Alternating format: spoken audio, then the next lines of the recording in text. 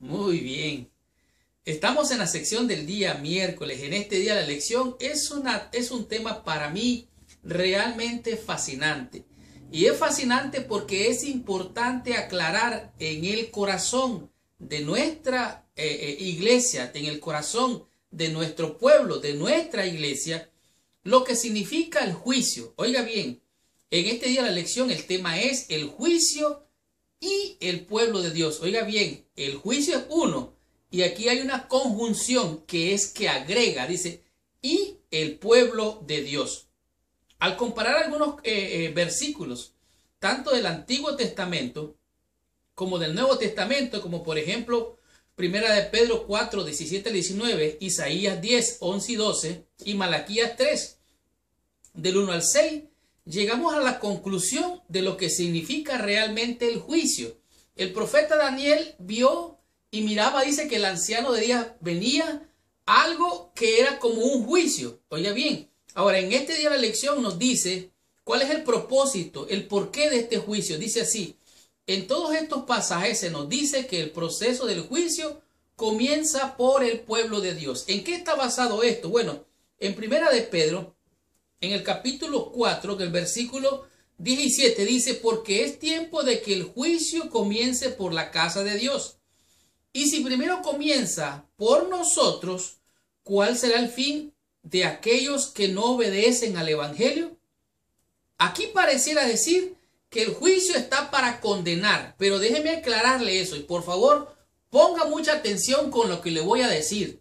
En nuestra iglesia somos bien dados a acusar, a condenar y que todo el mundo está condenado y que nadie está salvo. Por ejemplo, decimos un versículo, pasó la siega, llegó el verano y nosotros no hemos podido ser salvos. Desde hace mucho tiempo, desde este tiempo del apóstol Pedro, se hablaba del juicio. Oiga bien, el juicio debe de comenzar por la casa de Dios, pero el juicio no es para condenar al pueblo de Dios. El juicio es para determinar quién es el verdadero culpable. El juicio no es para condenarle a usted ni para condenarme a mí si no estamos haciendo lo correcto, o si estamos haciendo lo correcto, si estamos de parte de Dios. El juicio no es para condenarnos a nosotros. El juicio es para determinar al verdadero culpable, al diablo, mentiroso, ladrón, el que estaba ocasionando la persecución a los hijos de Dios aquí en los tiempos del apóstol Pedro.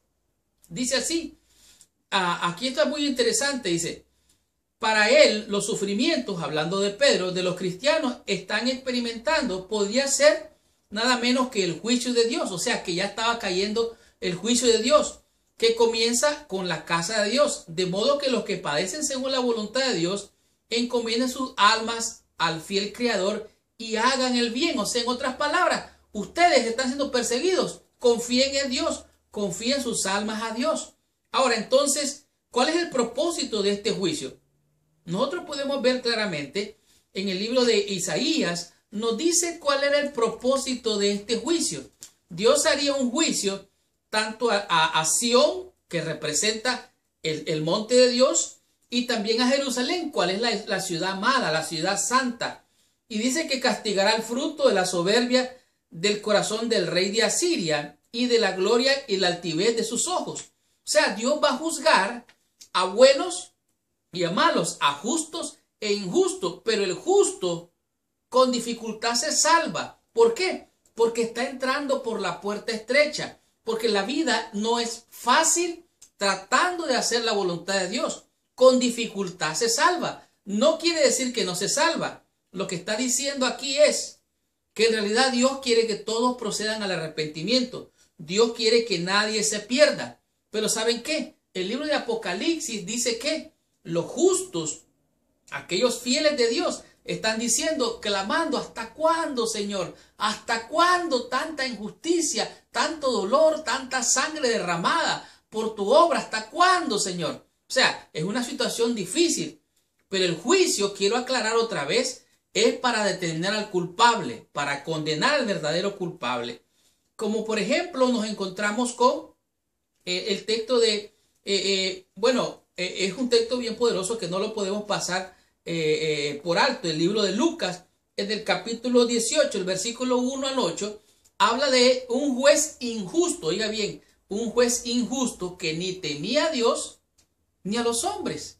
Y este juez injusto llega a una mujer diciéndole, Señor, hágame justicia, Señor, hágame justicia. Una pobre viuda que no tenía para pagar los servicios de la corte, no tenía ni quien la representara legalmente, y ella está pidiendo que se le haga justicia, que se le haga justicia. Y este hombre ni temía a Dios ni respetaba a los hombres. Pero me encanta lo que dice en el libro de Lucas, esta parábola, porque en realidad esta parábola es una parábola bien poderosa. Entonces el versículo 6 dice de Lucas 18, dijo el Señor, oíd lo que dijo el juez injusto. ¿Acaso Dios no hará justicia a sus escogidos que claman a Él el día y la noche? ¿Se tardará en responder?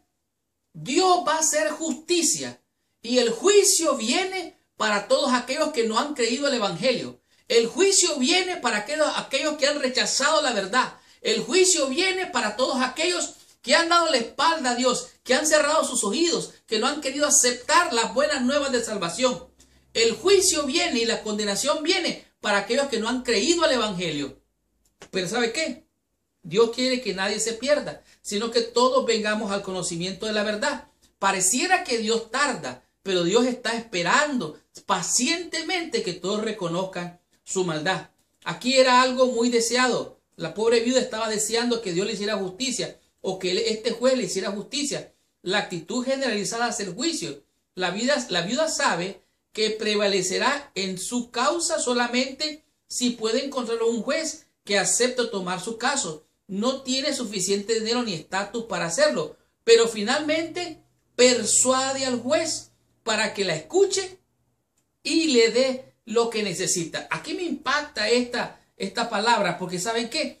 Este juez injusto llega a creer por la insistencia de esta viuda, de tal manera que Dios hará justicia. Dios hará justicia, de tal manera que aquellos que están esperando en Dios tienen que tener la paciencia, porque Dios arreglará nuevamente todas las cosas. ¿Quién no te temerá, oh Dios? Dice aquí, oh Señor, glorificará tu nombre. Solo tú eres santo.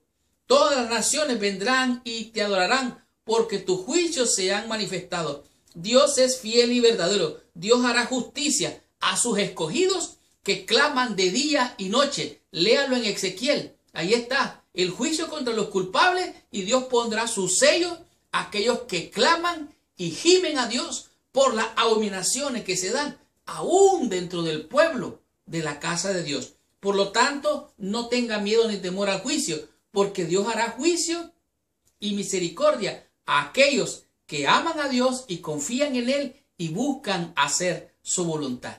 Estudiemos la lección en el día jueves y aprendamos de este día la lección cuyo tema es fe en medio de las tribulaciones.